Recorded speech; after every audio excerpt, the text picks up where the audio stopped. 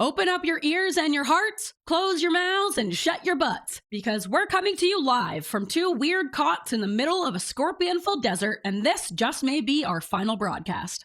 Could this time be better spent trying to escape from said desert? You betcha. But the world needs to hear our story no matter the cost. This episode, we're teaching you how to pop your tarps on and hit the woods for some good old-fashioned camping, if old-fashioned camping involved air mattresses and a coffee press. Then we get raw and unfiltered as we guess ADHD Celebrity Blind Items and tell a juicy plum-and-spoon-based pizza secret from one of our most loyal and most Australian listeners. This conversation may be jam-packed with ridiculous tangents and way too many questions about plums and spoons, but much like a Swedish fish, it'll slide right down your gullet, which is a feeling we all enjoy. They said that we'd grow out of it. Well, the joke's on them, that's just our brains. We're eccentric, loud, and stubborn, and most of our clothing is covered in stains. It's not a deficit of attention, there's just too much to think about. So if executive dysfunction becomes a little too much, if you forgot why you came in this room, or you're hypersensitive to touch, then put on your seamless socks and come join our little flock. Bitches stimming together, we're weirds of a feather, weirds of a feather. Oh, all right. I'm all ready to go. Yes. I don't know what this exit is, but I am doing it, aren't I? Yes. All right, welcome to Weirds of a Feather, an ADHD-Adjacent podcast. I'm your host, Kristen. I'm your host, Grace. Do you ever feel like, my coworker and I were having a conversation the other day, I feel like sometimes, not all the times, because sometimes I go down a rabbit hole. Yes. But sometimes, especially when it's like work-related things, I've learned as much as I'll ever know. Yes. And I just said that the other day. I can't learn another thing. There's actually this great SNL sketch. I think it's A.D. Bryant and Kate McKinnon, and they're like doing this PowerPoint presentation at work that they were asked to do, and they clearly like do not know how PowerPoint works. And at one point, A.D. Bryant, and I always say this now, at one point she says, I feel like I'm at the point in my life where I can't learn. Yeah, that's like, exactly. Yes, I feel like I can't actually absorb knowledge. I'll read it over and over and over, or I'll watch a video or whatever, but I just feel like I cannot get it in there. Yeah. And it's so weird because it depends on what it is, because sometimes, like the whole horse hoof thing. Oh, yeah. If I'm seeking it out for fun, I can learn all day long. But if it's something like important, like work, where I should really know, you're going to have a hard time. Like, I just feel like I can't learn unless I want to. I have learned as much as I can. Yes. I think I have forcefully learned as much as I can. And now I just need to follow my whims. We have a new surgeon at work, and he's super nice, and he keeps suggesting that I take this class on how, like, the cautery works, like the hot knife, yes, hot knife. Yes, hot knife. Cautery. I also need to take this class because I don't know about cautery. I understand the term. I understand what you're saying. I know what cauterizing means. Okay. So sometimes in surgery, you use the cautery instead of like an actual scalpel because it will burn all the blood vessels. Less bleeding equals less blood loss. Cool. So, but it uses electricity, and he's like, you should take this class. It's all about how, like, the electricity and, when to use what type of electricity, and monopolar versus bipolar, all things I should know. Yeah, I feel like that's probably important. Not taking this class. There's no way. Nothing could interest me less. Yeah, it sounds very boring. Yeah, he's like, you got to take, he's like, you would think, what am I going to learn? But you learn so much. And I'm like, oh, you precious, precious man. Oh, buddy. So precious. No. Yeah. Man, he's at the point where he doesn't know how shitty of a person I am. So it's great. You're not a shitty person. I'm mostly shitty. No, you're not. The other two surgeons are like, okay, we know. You're neurodivergent. You're not shitty. But you're overworked and overwhelmed. I guess what I'm saying is he still has hope for me. Yes, like he's someone that goes above and beyond, and he's not acknowledging that you're just trying to get by. Just trying to get through the day. Get through the day is such a struggle. Sometimes I go above and beyond when I feel like it. Yeah, once again, you have to feel like it. Yeah. That's how I am too. I can spend an insane amount of time on learning something when it's something that I'm interested in. Oh, yeah. But otherwise, if it's work related or something boring that I don't care about, it's like my brain I just want to just say this. won't I take care it. about my work. I care very much about my patients. But sometimes I don't care about monopolar versus bipolar. It's just so separated from caring about patients. They just seem like two totally different things, even though I know it overlaps. All right. Let's get into this thing. We were going to do update on our routines, but let's just skip on over that. Yeah, you know what? My update is I'm still going to bed not on time. Yep, you are. Just really, if anything, it's gotten worse. Because you're trying to shame yourself into it. Yeah, but that sounded very antagonistic, and that's kind of how I feel at this point. Usually, because you're not listening to me. I know, but it's like now I just like, now I don't even want to listen to you. You're triggering your own oppositional defiance. I know. It's like I go out of my way to stay up late. Tell yourself here, flip it, flip it and reverse it. Tell yourself you can't go to bed until midnight. Because that's crazy, right? That is crazy. But if that was the rule, what would you do? Just work. Right? You'd be like, well, that's way too late. I'm not going to bed at midnight. I'm going to go to bed at a reasonable hour. And then maybe eventually you'll bump it down, but start with just this like ludicrous bedtime or 1 a.m. or whatever. And what about at like 11? Sure. I've been like, I got it consistently down to 11. All right. Except for the other night. All right. But that might be the way to do it. If you're like, yeah, let's stay up until midnight or 11 or whatever. Then I feel like I'm going to be like, reasonable Chris will kick in and be like, are you crazy? That's way too late. That's not the rule. That's not the rule. We have to be in bed at 9:30 and now I'm going to do it out of spite. So that might work. That might work. I'll have to try it. All right. A reverse psychology myself. Yeah, you have to at this point, I think. Should we get into This Is Who I Am Now? Yes, because my only update is that I'm still using my time cube because I'm amazing and I'm really good at sticking to my goals. I'm really proud of you. No, but also I switched medication onto Adderall and that has helped a lot. So I feel like that doesn't... It counts, but it's like... counts. Hey, yes. Excuse me. But my circumstances changed and it's not as hard to get myself to do it now. But I still have to get myself to do it. You still have to get yourself to do it. Stop belittling yourself. You're right. You've accomplished it. I'm proud of myself. Good job on your routine. Using my time cube. You're using it. I'm proud of you. Thank you. Let's check in a couple weeks from now. Deal. I'll meet you here. Sure.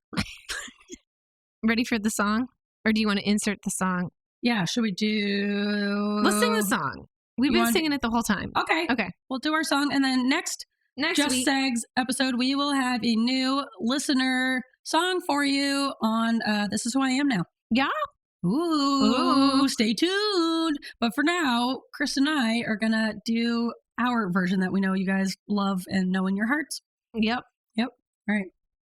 This time it's different. Everything has changed. This is who I am now. This is who I am now. Now. This is it. Lovely. This is who we are now. All right. Who are you now? Give me a more special voice, please. Please ask me in a more special voice. Grace, who are you now? Thank you. I feel special. Okay. I am a big Stephen King book reader. Ooh. Big as in I'm a big fan of Stephen King, nice. But also big as in I'm reading physically large books. Ooh. I'm reading big Stephen King books. Here's my issue with really big books is sometimes I read with me on my back in bed, and then the book, I have like my elbows propped, but then I fall asleep and the book falls on me. So yeah, I'd like to use a smaller book. Yeah. Paperback at least. Yeah. I don't want to be injured. Yeah. That reading injury. It's like a really lame injury. Yeah, I do struggle with the physically large books. I mean, they're all paperback at least. Yeah. But I do have a hard time like holding them and reading them. Mm-hmm. So the book I'm reading now is called The Dome. Oh, they made a TV show. Yes. Did you watch it? I've never seen it. I did not, but right. I watched the commercials. Well, there you go. There. I want to read it first before I watch the show. But this book is 1,075 pages, Dang. Which is ginormous. Like 2 Harry Potter books. 3 probably. Whoa. I would say. It depends on. I guess it depends on the Harry Potter book. I guess early Harry Potter one. Yeah, we're little guys. fuck you, J.K. Rowling, Yeah. transphobic piece of shit. Yeah, she's anyway. And she's super ableist, and she just released a book about a author who was victimized for her transphobia and her ableism. I wonder where she got the inspiration. I know, right? It's almost like it's based on real life, and it's man. what you fantasize about in your dreams. Oh, man. How'd she go downhill so fast? I think she was always really shitty. Yeah. And I think we were People just found blinded out by about the it. magic of Harry Potter. You're a wizard, Harry. All right. All right. Well, I'm proud of you for reading big books. Yeah. With your big brain. Thank you. I have gone through this phase before. When I was in Oregon, I read It, which I think is like 700 or 800 pages maybe. And then I read 11/22/63, I think it is, the JFK book that he wrote, which was also very good. And that was like 900 pages. And I finished that one, and I was pretty proud of myself. So this is the biggest book I will have ever read. Ooh. And I don't want to jinx myself, because once I say it, then I'm not going to do it. Is it scary? I think I'm sure it's going to be creepy because Stephen King is a big creep, but so far it's just like pretty sci-fi. I like apocalyptic type things is what I'm realizing. Not zombies. I don't like zombies. They stress me out. I don't like the zombies. I don't like being chased. I like something where it's like all of a sudden this thing happens that shifts everyday life, and now it's like, oh, what's going to happen? So that in this book, like all of a sudden this dome is just like comes over one town in Maine. Yeah. That's the other reason why I love Stephen King. He always writes about Maine because he's from Maine. Woo! And so it's really fun. It's like, oh, I've been there. Have you ever read anything by his son, Joe Hill? Is his pen name? I don't think I have, but I've heard that he's a very good author. I think I have a book by him. It's called like Firestarter. And it's about spontaneous combustion, which is like, I love that topic. Super scary. Yeah, I read half of it, and then per usual, I forgot about it, and now I don't want to start over. But I don't know where I left off. That's the problem with reading. I left off at like a really important moment too. I remember I was like, "Oh, this is going to change the whole outcome of the book," and then you just dropped off. You know what it is? No, let's move on. Okay. I was just going to say I like a big book, because I have a really hard time getting into books. It's so hard for me to start a book or a show. But once I'm in it, I want to stay in it forever. So the longer, the better, I say, when it comes to a book. Yeah. All right, Kristen. Yeah. Who are you now? Well, I'm a wedge salad eater. You just have wedge salads written. You are now wedge salads. I am now a wedge salad. I've transformed to something bigger and better. Just a big chunk of lettuce. I'm just a big hunk of lettuce. Yep. For those of you, you know what? I never knew what a wedge salad was until like I was 30. What? You never encountered a wedge salad? Never encountered a wedge salad. Didn't you work at TGI Fridays for a day? I mean, it was Ruby Tuesdays for 2 weeks, okay? Long enough for me to put in my 2-week notice. Okay? Perfect immediately. Yeah. Yeah. No, I didn't know what it was. And then I had one for the first time when I was like probably 30. Wow. And I was like, wow, this is amazing. It's just lettuce and dressing. Is that what you want? Well, I don't know. If you get a good romaine lettuce and it's like crunchy and you get that like crunch, but it's also like juicy and watery, you're like, I don't like that at all. Man, it is fresh. And then it depends on it is fresh. Anyway, so it's also just like, because there's so much water in the lettuce, but so I feel like it's very satisfying. You know, like sometimes you just don't feel like eating anything. Yes, all the time. All the time, right? Yeah. I feel like I can always eat lettuce full of water, you know? Like romaine lettuce has a high water count. So I don't think it's like, I don't know how to describe it. I just think it's easier to eat than like chicken and asparagus or something, you know? All right. So I think it's a good like quick dinner. Safety food. It's a good safety food. And I just like remembered it last week and now I'm obsessed. Yeah, you're going through a big wedge salad I'll phase. probably hate it in a week, but right now you're riding that wedge salad high. Woo! Woo! That's what we're having for dinner tonight. Hell yeah. Wedge salad. Wet lettuce. It has a high, it's not wet, it just has a high water content. Like watermelon. Okay. And grapes. Yep. What else? Clementines. I was just thinking clementines. Yeah, and most of the citrus fruit. All right. I think one of us is reading the other's thoughts. I don't know who it is. I don't know which way it's going, which I know we all have psychic powers. Well, we all have psychic powers. And the more time you spend with someone, the more you kind of are like reading each other's minds. I think but it's been you and I happening just a lot. spend a lot of time Yes. together. But it's been happening a lot lately. Very true. A lot on the podcast, which is Yes. weird. And the other day where we were thinking of a song, like a random song, just any example of a song. Mhm. And you and I were thinking the same song. I believe in a thing called love. That's right. Yes. Yes. That was really weird. That was so fucking weird. That was so weird. Yes. And then we tried it again, and then we were thinking of different songs. Yes. Well, it was too pressured then. Yeah. But maybe it needs to go the other way. Maybe I need to think of the song and you pick up on it because we tried vice versa. We'll have to do some practice later Okay. because you can strengthen your psychic abilities. So the more you practice, the better you get at it. We should do a segment on this because I don't know anything about psychic abilities. Ooh, I could do that as a. Would that be a hobby collector? We'll make it a hobby collector. All right. Well, that's what I did my PowerPoint on. Remember? Were you not listening? Oh, that's right. Oh my gosh. Were you not paying attention? Your Claire abilities. Claire ability. Yeah. That's 2 words. Claire abilities, as in like clairvoyant, Claire,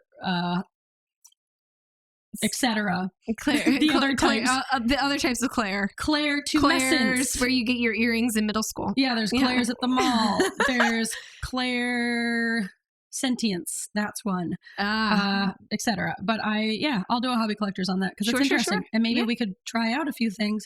You can also do like one of us draws a picture from the other room or whatever, and and then you try to like draw what I'm drawing. You know, we should try it out. Excuse me. You can edit that burp out. No, I'll probably leave Sorry. it. Okay. All right. Neat. All right. Let's get into those quirks. Quirk. Oh, shoot. Hit I'm the not zoo. prepared. Prepare thy kazoo. I'm not prepared. Some people call me spacey, some people call me fun, but I'm just quirky.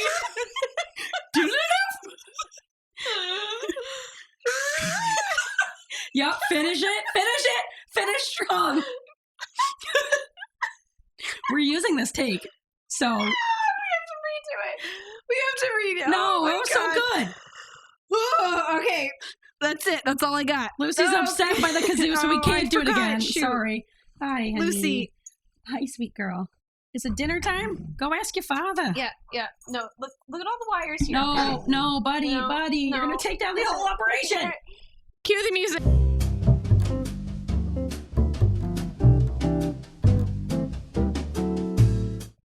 All right. I'm ready. All right. You ready? Do you want me to go first? Oh. Do you want me to go first? It sounds like you want to go first. Then yes, let's have you go first. I love how you guys you guys as in Grace. Yeah, all of us, yes. You write out all of your sentences and stuff and everything you want to say, and mine's like wedge salad. I am wedge salad. I've got an idea of what I want to say, but I just want to remind myself that I'm specifically talking about wedge salads. Well, if anything, your way is how you should do things. It's like using little notes and flashcards, you know? Yeah. I feel like you very much write out, not like a script, but you have a very detailed plan. Because otherwise I'll forget the tiny little nuances of what I want to say. And the details for me are very important, I feel like. And also I can read faster than you can. And so it's easy. Well, here's the big thing. You can read. I can also read. Well, I was going to say, I don't know if I'm reading faster than you because you're probably just slamming through it, just skimming. Yeah, I'm a big skimmer. I got the gist of this whole page by a quick look. Yeah. So you might be going through things faster, but I can see it and understand what I'm reading as I'm reading it out loud, whereas you have a harder time for that. So it's way more stressful for you. So it makes sense why I do that and you do not. It does. I wouldn't do it if I were you. If I could be more off the top of my head, I would be. We work well together. Oh, I think my other problem is that I'm a big over-explainer, as you can see right now in this moment. I'm giving you an example as I'm continuing to explain. Non-stop explanation. So I think if I don't write things down in the way I want to say it, I'll just give super long explanations that are unnecessary, like this explanation right here. This is a perfect example. Yeah. I'm so quirky. All right. Tell us your quirks. Okay. Quirk number 1. Yep. I swallow my gum all the time. I hate that. I hate that. What do you mean? What do I mean? You just swallow for it. Fun? No, not for fun. It's if there's no trash can around, I don't want to just huck it. Well, no, that's not the next option. There's an in-between, which is like have a little piece of paper or the gum wrapper in your pocket, and then you wrap it up, put it in your pocket, and save What it if for you later. have those like jugs of gum? Like well, a then gum you leave jug. it on top of the gum jug, and then your podcasting partner That's gross. gets upset. Yes. So I'd rather if I don't, and like then if you have like a little piece of trash, now you have like a little piece of trash. I'd rather have a little piece of trash than just swallow my gum. If I don't has it have ever like? I'm fine. Are you? I mean, first of all, are you? I mean, yeah. All right, you sound confident, so it seems like you're fine. It's not gonna. There's nothing wrong. I mean, isn't it unpleasant? I just don't like the feeling of swallowing gum, and I will do anything to avoid it. I swallow lots of things whole by accident. Like grapes. What? That's really unsafe. Yeah. Someone should be cutting your grapes like a baby. A Swedish Fish. That was like one of those big ones by accident. They're slippery. They can just get right down your gullet. Little guys swim right down there. Yeah. Well, I remember doing that like as kids, like doing like, you know, the regular size Swedish Fish and seeing what you can swallow. Like Lily and I would always fold up a piece of American cheese into tiny little squares, and then we would see how many squares in the pile we could swallow all at once. Like, how did you make it to adulthood? How did you make it to adulthood? You're talking about swallowing your gum as an adult. I'm here for it. I'm not like pro gum swallowing. I'm just saying if it's like your only option or like. But it sounds like it's not your only option. It sounds like you go right from trash can to swallow it. Might as well just swallow it. At least I look for a trash can, and then if it's like none are to be found. How long do you look for a trash can? Well, it depends on the situation. Do you just scan the room, and then you're like, oh well. No, I sometimes depends on how impatient I am. You know, sometimes you know how steak is like you got to chew it really well. Yeah. Sometimes I get really impatient. I don't chew it all the way, so then I just like choke it down. So does Tori, my friend Tori. And one time we were out to dinner, just me and her, and she doesn't chew her meat all the way, and she started choking on a piece of steak. Did you Heimlich her? No, I had to teach her like a swallowing technique where you like tuck your chin and get a big globule of water and like swallow it all, a bolus, I should say. And you swallow the bolus all at once, so it like washes the food down. But it was so big that she had to like go to the bathroom and excuse herself, and then she had to go throw up in the alleyway. And then she came back and just kept eating. Like, what the fuck is wrong with you? Chew your food. And she'll never chew her meat, and she won't listen to me. Because it's like, you're just like, it's so good. Just get this over with. I want another bite, and I have to chew it, and it's... Anyway, I swallow my gum. I hate that for you. I don't like it. I'd rather do that than leave it in places where other people can see it. Okay, I only do that here at home, and it's only if I'm like saving it for later. It's like in your car. It's saving it for later. You're gonna leave it out on. Yeah, I do it all the You're time. gonna leave it. Oh my god. Okay, you're gonna leave it out. All the dust. Violet. Particles are going to attach. A dog hair is going to attach to it. Just pick it off. And then oh my god. Okay. We're going to take a poll. I don't put it behind my ear. What is worse? A, swallowing gum. 2, leaving it out in the open. But it's on top of the little gum shaker container. Leaving it out in the open and then eating it later. Or pulling a violet and putting it behind your ear and then eating it later. I'm not eating it, and there's where we differ. Yeah. You're eating it. Or chewing it, or whatever. Whatever. You know what I mean. You're making a meal out of it. I'm not making a meal. I'm the ultimate recycler. Nothing goes to waste. We use all parts of the gum. Next quirk. I'm still upset about this. I'm upset that you just leave it out in the open. I'm upset that your plan B is not like find a little scrap of paper to like put it just.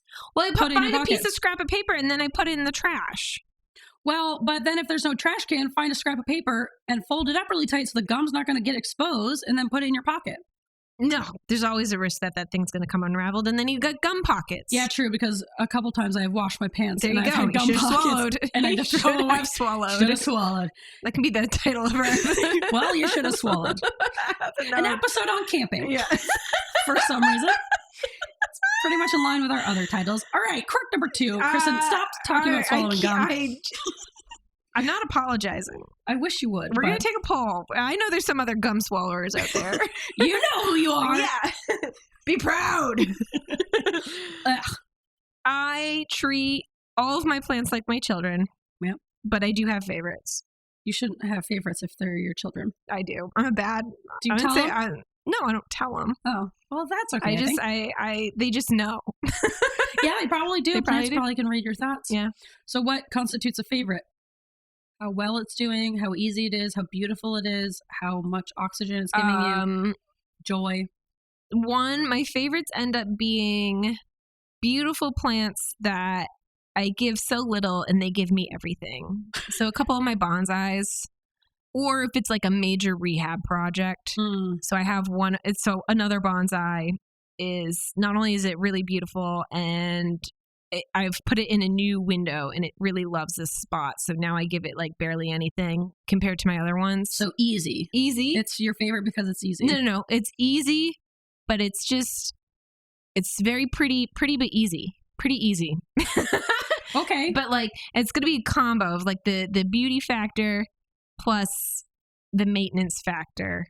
I'm just going to say it's a good thing you're not having real children, because that's not a great attitude for what you like in a child. Just like, I like that they don't bother me. Like, you fertilize it every once in a while. And like, when I say easy, I'm still like keeping track of the humidity and keeping track of, the type of soil that it's in and making sure to fertilize it, fertilize it depending on, 1 to 2 times a month and all this stuff. But it's like, I don't know. You don't need to justify it. No, I get it for plants. I'm just saying, it's like good attitude for plants. And then my silver sword philodendron is another one where I've just like put it in this pot and then I've attached it to a moss pole, and it's like, we love you.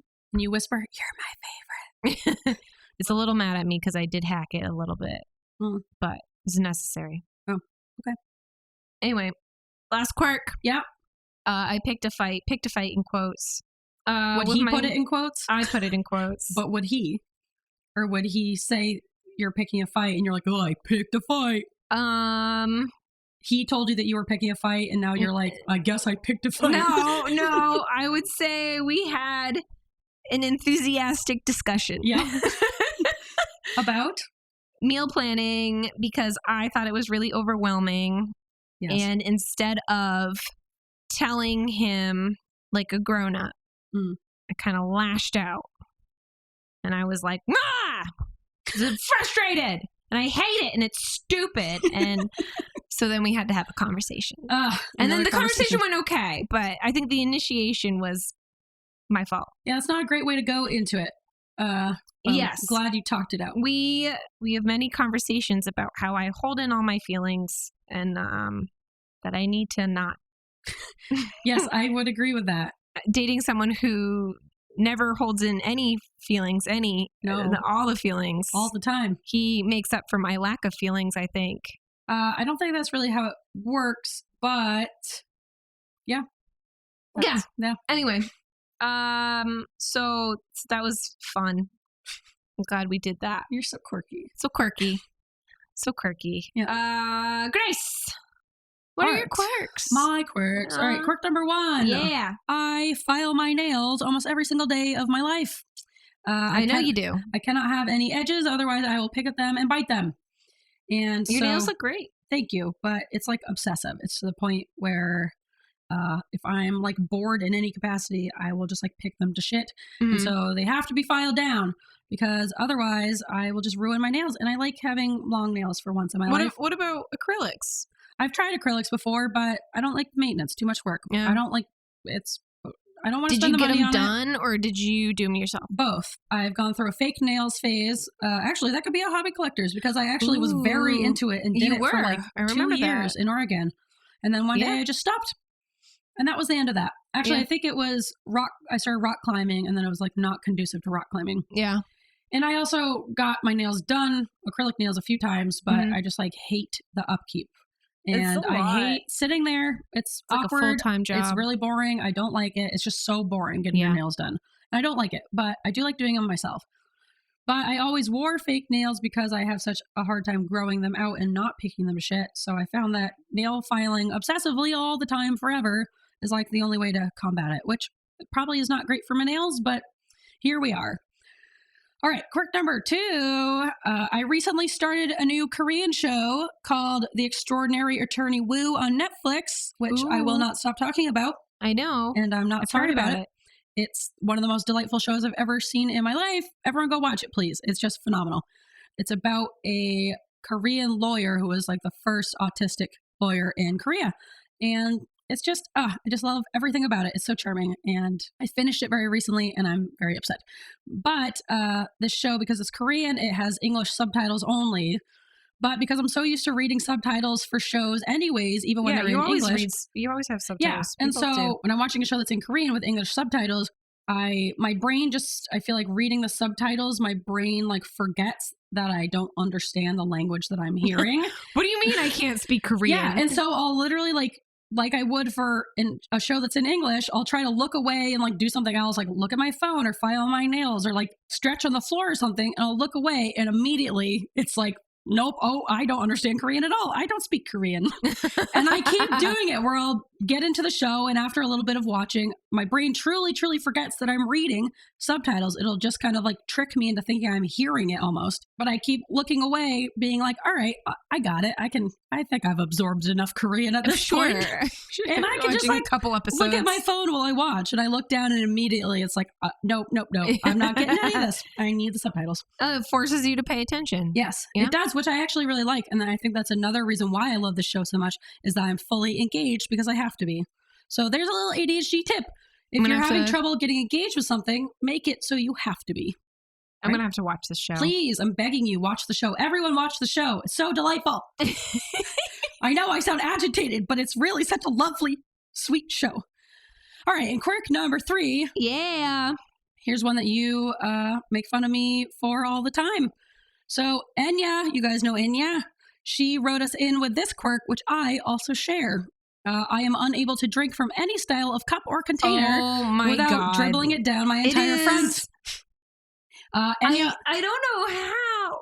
Enya referred to it as a drinking disability, which is completely accurate, and I fully believe it is at the disability level. It is profound, yes, is what I would call it. Profound. Thank you. It's like no matter how much I focus on my drinking, no matter how careful I am, I still, every time, end up dribbling. You need a different water bottle, first of all. You're setting yourself up for failure. Well, it's not just the Nalgene, although I do think I need one of those like sippy tops. You definitely need a sippy top, maybe even a straw.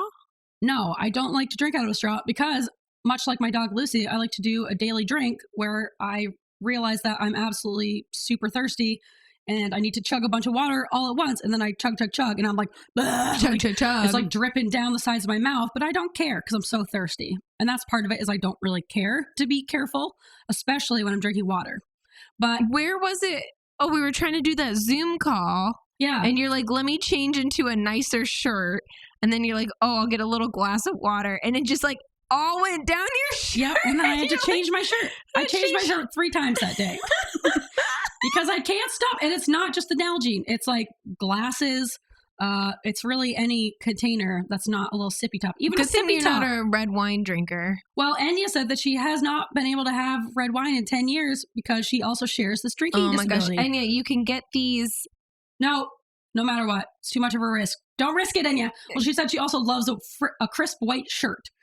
And that doesn't bode well together. No. So you got to give up one of them, I guess. And she chose the white shirts to stick with. Oh, to stick. I was like, no, she's not drinking a red wine. She chose the shirt. She chose the shirt. She gave out the wine. Yes. Whereas I wear all black and I don't drink red wine, but I'll drink whatever and I'll dribble it down myself and no big deal. Is my approach. That's fair. Yeah. You can also get those cups. They're stemless wine glasses with little lids. But even with like a little sippy top or like a little tiny water bottle or a straw, I still somehow end up like, I don't know if it's like dribbling out the sides of my mouth. Do I have weak lip closure? I should do an oral eval on myself. Swallow eval, yeah. Yeah, but I don't know what's going on. But yeah, maybe I'm not getting enough closure. But it always ends up down the front of my shirt. None of us are getting enough closure on this subject. No. We'll never know why. Yeah, I don't know. It's just one of those things. I have a drinking problem. It is definitely a drinking disability. Yes. It is disabling. Yeah. I mean, yeah, I've witnessed it many times and I'm just like, I can't, how does this keep happening? I don't know, but it's never going to stop. Oh my goodness. All right. Let's mosey cruise our way into hobby collectors. Hobby collectors. Collecting those hobbies. Collect the Tell me about it. Tell me your hobbies. Get those hobbies. All right, and that was our song. Yeah, that was collectors. No, we're gonna play a significantly better song than that. Open up your ear holes because it's time for Jane Olsen's song. You can find her on SoundCloud. Shut your mouths. Shut your mouths. Jane's playing. And open your ears. Yep, and your hearts. Aww. And your butts. Oh, no. All right, close your butts. Close your butts. Open your heart. And your ears. Here we go. Close your mouths. 1, 2, 3, go. We are the collectors. These are our hobbies. We are the collectors, and these are our hobbies. We are the collectors, and these are our hobbies. We are the collectors. Hobby collectors. What is this podcast? Oh, man. Are you ever just like, what are we doing? Yeah. People listen to this? That's usually what I think. People seek this out. Yeah, but then once you like edit it. Even then, it's still us doing this. Yeah. I only edit out little stuff. You know, it's still mostly us, raw and unfiltered. I'm nervous for us to ever do a live show. God, that's going to be a nightmare. We're going to have to like work on our work on our likes, work on wrapping it up, our weird sounds, and working on wrapping it up. You can tell we're practicing right now. Yeah. We're talking about this mid-show. Yeah, at just the top of the segment. This is a good place to just have this discussion. Let's just have a little side convo. Yeah. All right, welcome to Hobby Collectors. We are talking about camping. You ever heard of it? Have you ever been camping? Tell us. We're waiting. Yep. I'll wait. Well, yeah. Well, I have. Kristen, have you ever been camping? I certainly most have. Perfect. Yeah, we both grew up camping. Our families are both pretty decent campers, I would say. I would say they used to be not a big backpacking camping. No. We both are not the type who will like pack in, stay overnight, and then pack out. That is a lot of work. Yeah, I'm not looking to do work before I do more work. I want to go to a state park. Yep. Unload the car, have a home base. Yep. And then do all my other activities once I've unloaded. So we wanted to cover camping because, while it may seem kind of just like, I don't know, it's just like camping. You just go camping. To us, we also realize that not everyone grew up camping. And if you've never been before, especially as an ADHDer, it probably seems really overwhelming. What do you do? Where do you start? What do you bring? There's so many different things you need. There's a lot of planning. Stuff you need to know. A lot of planning. Yep. So we thought we would cover it and give you a little how-to on how to get started with camping. All right, Kristen, will you please tell us the extensive history of camping? Okay, so no. Okay. So looking up the history of camping, it's just evolution, guys. We used to do this full time as we was just living outdoors. And then we started to live indoors. And then someone was like, what if we like go back for funsies? What if we LARPed evolution? Yeah. That's such a great way of putting it. Yeah. Right? It's LARPing evolution. Yeah. But now camping itself has like evolved and there's several different types.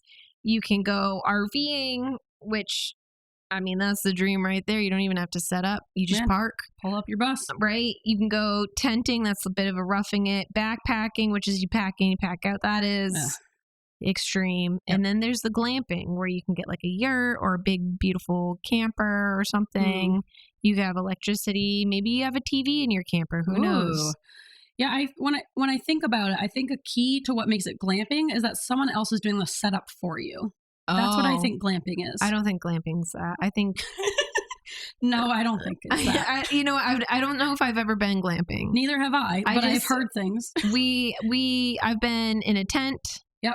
And my parents used to have a pop-up camper, which was pretty cool. Yeah, the pop-up was cool. Yeah. And we had a camper van, which was great. Oh, that's right. Yeah, so camper van camping, I guess, would kind of go with RVs. Yeah. It's like a step down from a big RV. Yeah. And we had a rooftop tent at one point. Oh, I remember cool. that. That is really on the cool. roof of our car. Yeah. So that was fun.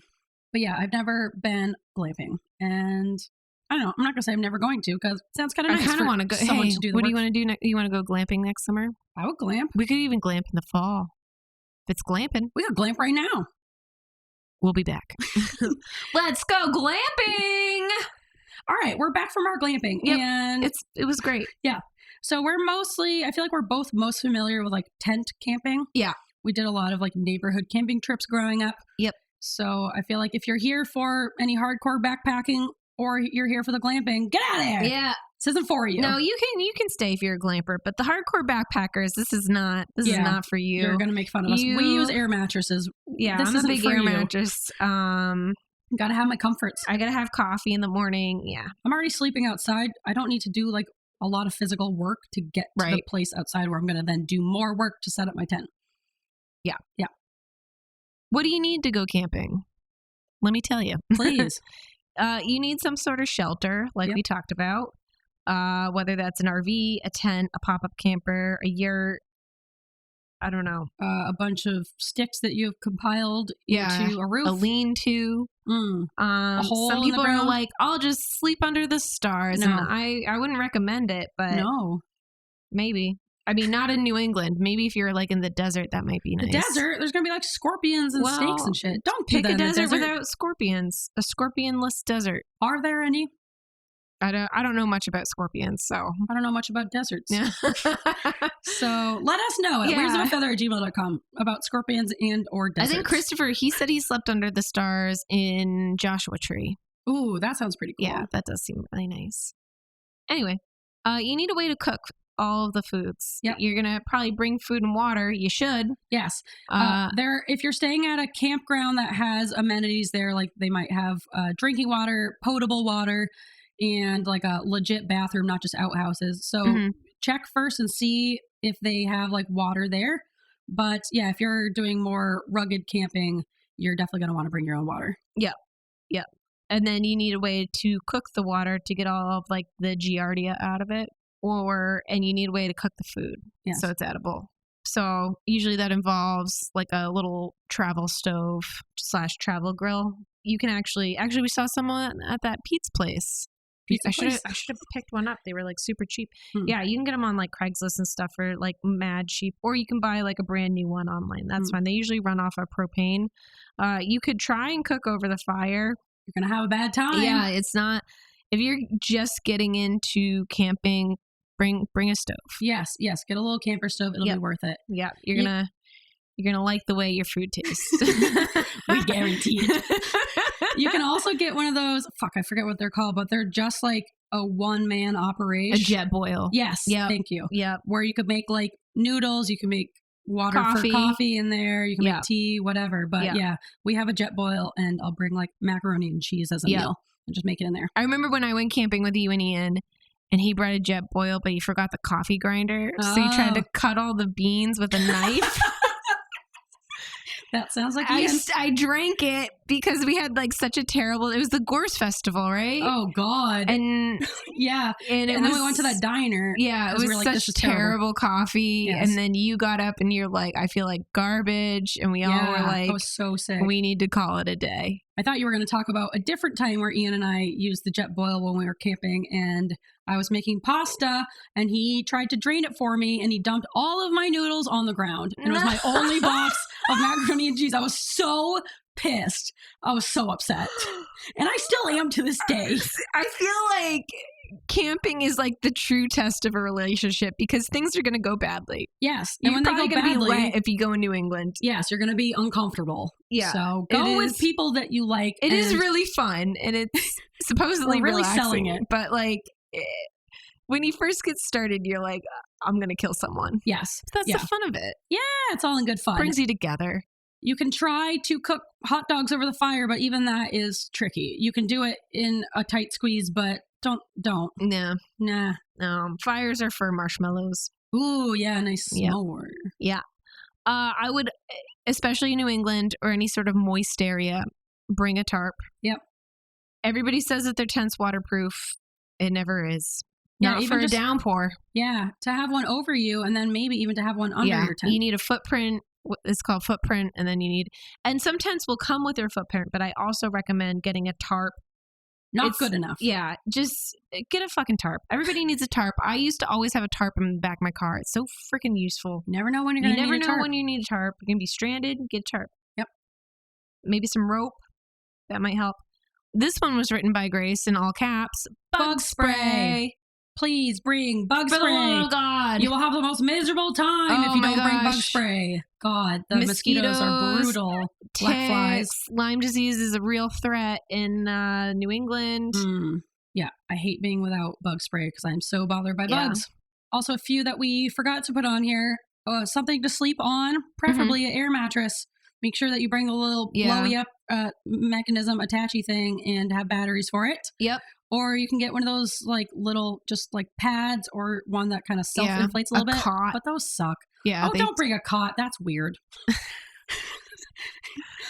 I feel like a cot is weird. It is weird. Unless I guess you're living in a place where there's scary critters on the ground. Like a desert. A scorpion probably. Desert. Scorpions can climb up a cot though. Yeah, but at least you're a little bit off the ground. But I feel like... This is why I stay in New England. There's no scorpions. Yeah, I feel like New England is poison. Fine. But I love an air mattress. I won't sleep on anything less. Once again, I'm already sleeping outside on the ground. Bring a water bed. A full water bed. Oh, man. Also bring like a sleeping bag, and whatever you think you're going to need for blankets, double it because you're going to get cold. Bring a pillow. Extra undies. Yes. I know for extra women... Socks. We usually always bring extra undies, no matter what. I bring like 1,000 pairs of undies. If I don't think I have enough, I go buy more. Yep. Just in case. But you're going to want those extra undies. Yes. And socks. And socks. Yes, because your socks will get soggy. Layers and layers and layers and layers. Some kind of outdoor shoe or a boot. Oh, and sandals, especially if there's bathrooms there and they're like legit showers there. You want some sandals or some shower shoes? Shower shoes. You know what I always love to bring is a little dustpan and broom to sweep out the tent because it's always going to get sandy, and then I get upset because of the sand. Yep. Oh, towels also, that would be good to have for if it's going to rain at all. Wipe your feet off. Or your dog off if you have a dog. Ooh, yeah. Good call. Yep.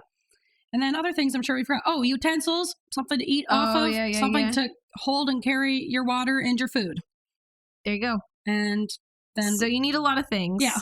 And how would you get started? Would you buy all these things? No. You go with a friend. There's so many things. There's so many things. It's so overwhelming. If you're brand new to camping, if you've never been camping, if you're a city goer and you're like, let's get out into nature, go with a friend. Go with someone who's experienced, a family member, a meetup group, figure it out. But I would go with, that way you can borrow stuff. They're more experienced. You know, you're going to be out in nature, okay? We have devolved to no longer like be in nature. We are indoor people. Yes, we're all indoor boys now. Yeah, we're all indoor boys now, and so get the help that you need with a family or a friend who's get some help. Well, it's a lot of stuff to do. I agree. You can't do it on your own. At least not for the first time. You're gonna fuck up, and you're gonna have a bad time, and then you're never gonna want to go camping again. Yep. Trash bags is another one. You gotta have a trash bag. It sucks when you don't have a trash bag. That does suck. Where do you put your trash? Yeah. And also, if you live anywhere where there are bears or raccoons or whatever that can get into the trash, you want to put the trash up in a tree or like in a locked thing. A locked thing, yeah. Yes. But if you're in bear country, don't put stuff in your car. Don't put food stuff in your car. Bear will literally rip your car open. Yeah. Don't put, If you're going in bear country, you gotta... Bear spray. Bear spray. If you're going in bear country, just don't. Yeah, and if you're going in bear country and you have like food and stuff, make sure you go with someone who knows what they're doing on how to store that. Because it's also, because my brother got fined in Kentucky when he lived in Kentucky for not storing his food. He like thought he stored it properly, and then the rangers like fined him $75. Jeez. And then took his food and then wouldn't give him back his food until he paid the fine. Oh my God. He's like, he like put it in the box, but I don't know where he put it. He's not the brightest person. He's a dingus. He is a bit of a dingus. All right, Kristen, is this a good hobby for ADHDers? I would say yes and no. Yep. I would say no because it's a lot of planning. It's a lot of prep. And that's overwhelming. And if you forget something, you're kind of fucked. You're really in a fucked. lot of situations. You could start off with going somewhere that's kind of like a more local in town, like a campground, right, where they'll have more amenities closer to you. Maybe even like a little shop where you can get like basic necessities. Can I recommend one in Maine that's really nice? Yes. It's called Four Seasons in Naples. That's where I grew up camping. And the town is like super close. They also have like a store when you first walk in that has like Advil. Oh, that's a good one. Marshmallows and stuff like that. So it's like just a half a step down from glamping, as in you get to set up your own stuff. But they do have plugins for electricity for like all the RVs that go there. Oh, that's nice. My aunt would bring a blender and make us strawberry daiquiris. That's awesome. That was her. She's like, I gotta bring my blender. High class. I was like, yeah, living it up. All the heartburn in the world though. But yeah, it's a good beginner. You know, rent some stuff or borrow some stuff and see how you like it. Go to a place that's a little bit easier rather than like the backwoods. Yeah, definitely don't start off going to a campground that's like there's nothing for 2 hours, because I feel like as you camp, you inevitably forget something or fuck something up or realize, oh, I really should have gotten that. And then you'll learn each time. And then eventually, hopefully, you'll have like so much trauma of forgetting all these different things that you'll like make sure you have everything. So, right. Yeah, I wouldn't You want to know how? Oh, I wouldn't start deep. Don't start deep. Start shallow. Yep. My parents found that place in Naples they're like, we don't know where to go camping, but we want to take the kids camping. So they opened a phone book and they just went under the camping section. And then we went there probably like 20 years in a row. If it works, it works. My mom had me in January and I was there in July. Like that's crazy. Like it's crazy. But I would say it's good for ADHDers in the sense that it's often like a fun group activity that you can do with friends or family. Oh, so it gets stimulating. You outside. You're outside. You're like sometimes it's like nice to do manual labor, you know? Yeah. Yes.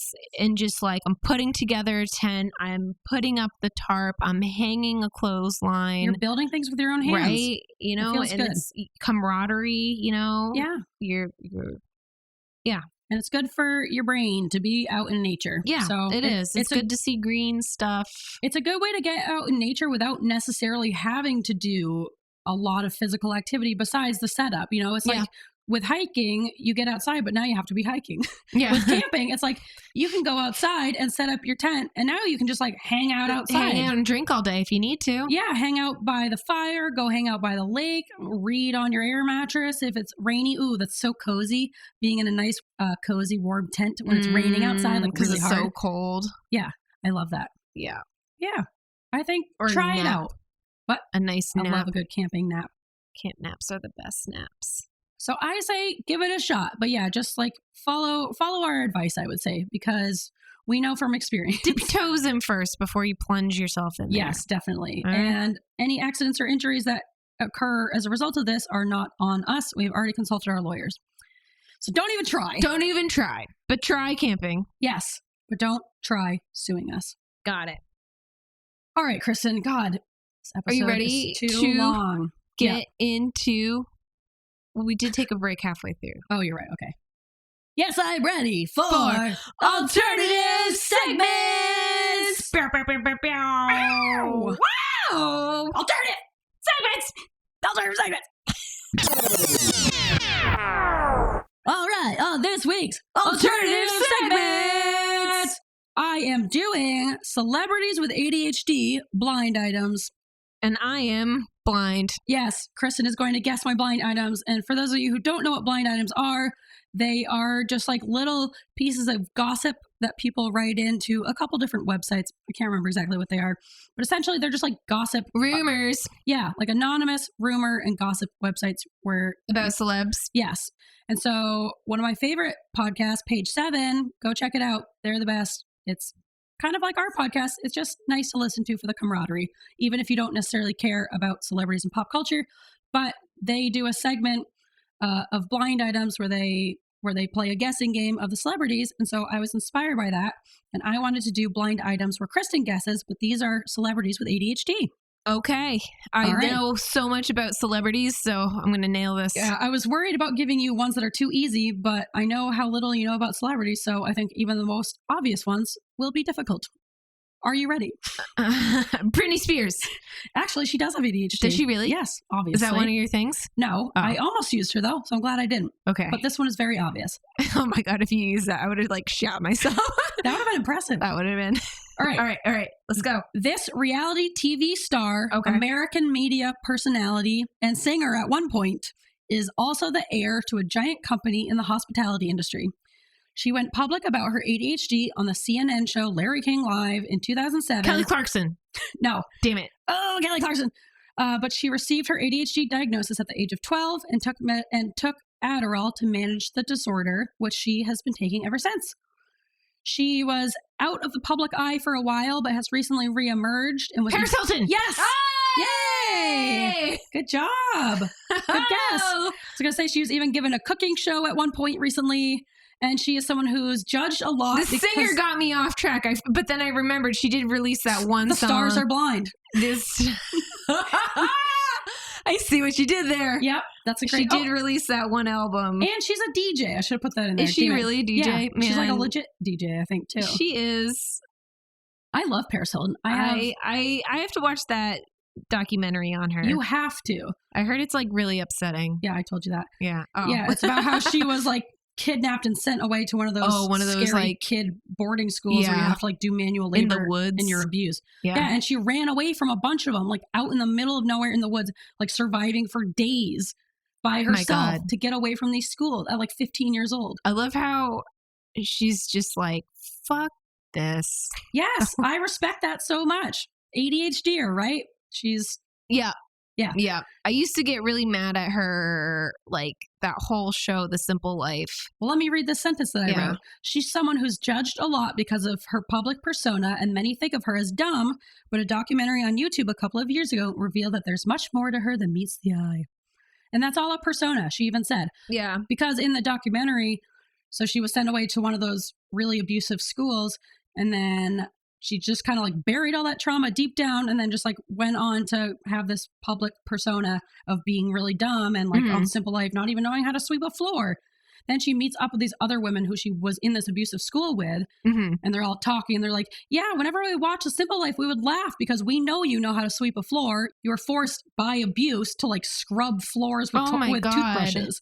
So that was all completely an act. Yeah. And I guess, when the show first came out, I was like, I can't even watch this. She doesn't know how to sweep a floor. But then I was like, oh, it's like so obvious that the producers are telling her what to do. Yes. It's both of them. Yes. It's very fake. Yeah. What was it? The early aughts? Yes. Early aughts. Early aughts. Yep. That's the early aughts for you where everything was fake. Yep. But Hilton is now stepping up to support efforts to change misconceptions surrounding ADHD. Oh. She's part of a new film called The Disruptors, which is a documentary currently streaming, I guess, that aims to change the mindsets and foster discussions about ADHD. Holy shit. I have not seen that or heard of that. She also describes herself as a risk taker and creative. Despite the challenges, Hilton embraces her ADHD, also describing it as a potential superpower when managed correctly. Look at you, Paris Hilton. Look at her. We got it. She's one of my dream guests to get on this podcast. Okay. I would love to have Paris Hilton on here. That would be crazy. That would be so cool. That would be really cool. Yeah. All right. Yeah. This has been. Oh, I got one more. All right. Oh, shit. Okay. Or should that be it? I'll save mine because this is already too long. So why don't I save it for next time? Or do you want to? This has been Alternative Segments. Wow. Alternative Segments. All right, and as we trot our clipping, way, we're clapping, we're going into the station. Look out in the station. We're on our way, but we're not there quite yet. We're on our way back. Here we come. It's a love story for the ages. Pizza Secret. All right. And by that, we obviously mean we are coming towards the end of the show, but we're not there quite yet because first we got to do your beloved segment of Pizza Secrets. Pizza Secrets. All right. Ready for that song? I'm ready. Pizza Secrets. Tell me your secrets. Pizza Secrets. Yeah. Oh, yeah. We should call this the Enyepisode. Oh, yes. Because we talked about her twice. Yep. Talking about her all the time. Yep. And yeah, this episode is because you live in our hearts and you live in our dreams, Enya. And our minds and our souls. arms. And arms. Yeah. Don't forget your arms. Yeah. You live in our arms, and this episode is dedicated to you. Yep. Instead of doing our pizza secrets, we wanted to read a lovely little pizza secret from our follower and friend, Enya. Enya. Would you I like think to read I it? just copied and pasted this from the email because it was just written so well. Okay. Yeah, let it rip. So here we go. Let me just go over my ABCs really quickly so I can read this. It goes A, B, C, D. Yep. Okay. All right. I think I got it. You're ready. I used to sit in a plum. Also, spoiler alert, the most Australian thing I've ever read. Yes. Okay. Cool. I used to sit in a plum tree and catapult overripe plums at innocent passerbys with a teaspoon, and they would think the plum had just fallen from the tree naturally. You can imagine the dopamine hit one receives trying to restrain one's mirth whilst watching people go, "Oh, damn, that's gonna sting. Gotta get that dope. No regrets. Caca." Perfect pizza secret, Enya. Perfect pizza that is secret. Perfect. Thank you so much. You're a little rascal. You are a little rascal, and I respect it because Where'd you get the teaspoon? When she says teaspoon, I wonder if she means like an actual measuring teaspoon, or if How that's big just are what these they call plums? a small plum. I mean, a small teaspoon, a small spoon. Jesus Christ. A small spoon is a teaspoon, and a big spoon is supposed to be a tablespoon. Okay, so you just call. So she's just calling a small spoon. a teaspoon. It's not Yeah. like a measuring teaspoon. Yeah, but the measuring spoon is supposed to be 1 teaspoon is supposed to be about the size of a But small I would never spoon. refer to just a regular eating spoon as a teaspoon. I would call it a spoon because I'm not using it. I'm not using it to measure. I'm using it to eat soup, maybe. with the teaspoon. I guess I don't call the big spoon a tablespoon. No, I just But call them should we? spoons. I call them big spoon, little spoon. The technical terms of big spoon, small spoon. But I think the little spoon is specifically called the teaspoon. I think Enya is right in this situation, and I think so are we. I think teaspoon is just... Enya, get back to us. What kind of spoon are you using? Are we right or are you right? Is Enya, it like tell a us. regular small spoon, or is it an actual measuring teaspoon? Because those would be small plums if they were an actual Yeah, well, how measuring big are teaspoon. these plums? What is the How- plum to spoon ratio? These are the questions. What is the plum spoon ratio? What kind of plums are these? Are there different kinds of plums other than like red plum, white plum, plum? Just generic plum. Generic plum. I don't need to know what kind of plum they are. They're How a plum. big is a plum That's tree? as specific as I need to know. I guess I need to just know more about Australia and their plums. Well, we're probably getting like human growth hormone plums over here. Oh, yeah. You know, we just- definitely, They probably have like legit, just in little America, plums. they're like pumping the growth hormones bigger, and all make them the bigger. carcinogens are good. And that's why we're so big and strong. We got to make that profit. Yep. But anyways, Enya, enough about the questions about plums. I respect this pizza secret because I, too, at one point was a fellow spoon flinger. I think I told that story, right? About flinging rocks at cars. Oh, yeah. And some lady yelled at you.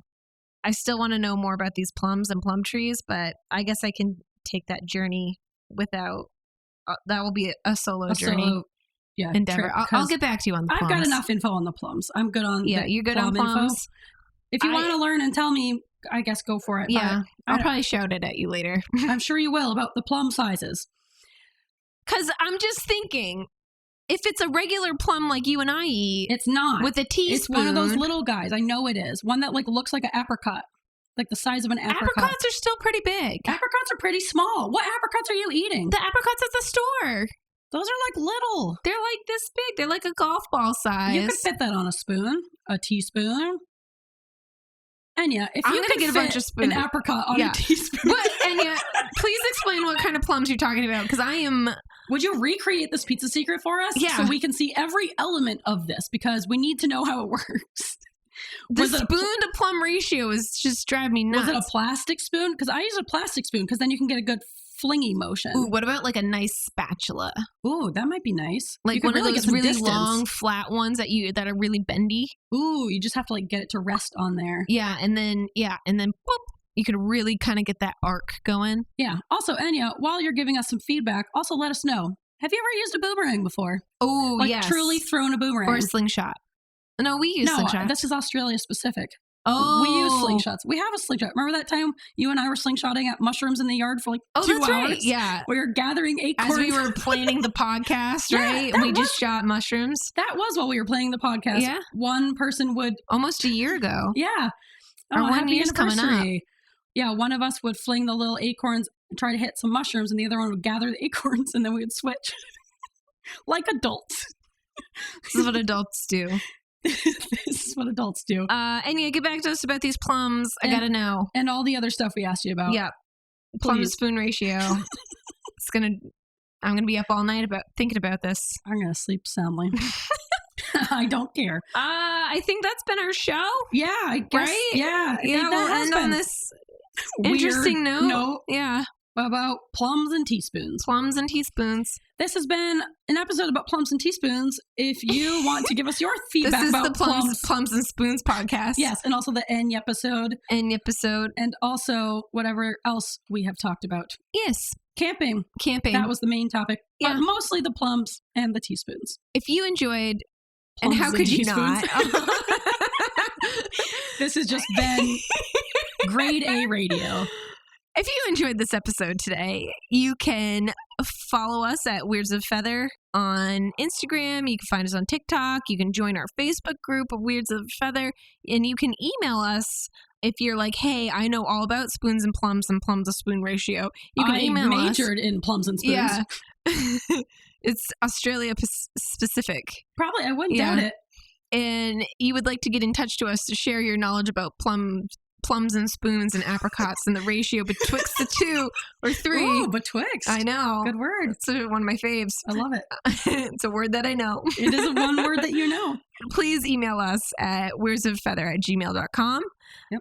You can also give us a like. You can subscribe. You can follow us. And you can leave a review. We request 5 stars only. And then if you do leave a 1 star, you have to write why. Yes, please, Gotta God. know. If you're going to give us a 1 star, tell us Own why. up to it. Be civil about it.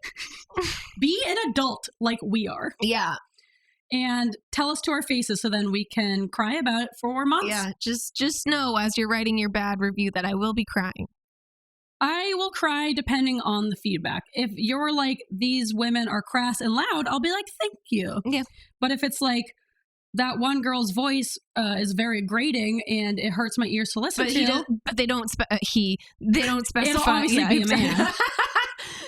They don't specify which girl, and then we just have to figure out which one has like the weird voice. I'll know it's me.